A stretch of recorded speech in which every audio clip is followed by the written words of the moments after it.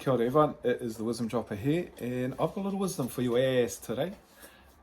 Just decided that I would drop a little wisdom on this platform here, just to sort of extract a bit of a nugget from my most recent podcast, talk a little bit about it, maybe share a little something from it, and then maybe you might want to go check it out.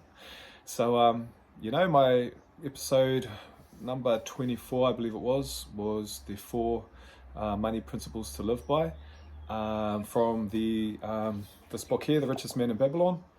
And I'll just share one of those rules and talk about a little bit, and share how it's helped me. It's still applicable, the rules in that book are still applicable today, even though it's been around for thousands of years, those rules.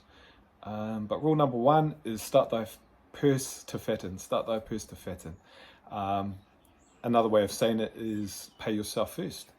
And so that's just taking a portion of your income that you get each week or whenever you get it and sending it away and putting it into a savings account, and just forgetting about it, not even knowing that it's there. And then making do with that 90% to cover your everyday expenses. And so that's the rule. It's a simple rule. I've been doing it since I first read the book, maybe 5 or 6 years ago. Just putting aside some $150 a week, and just forgetting about it. It's definitely been sort of a little blessing behind the scenes, I'd say. We tapped into it. I've only tapped into it maybe once, and that was to purchase my second home. And then I just forget about it. And I kind of realized how important this rule was maybe last year when we had a lot of expenses. We're doing a big revamp of the gym, some reno on the house, so there was a lot of income going out and a lot of expenditures.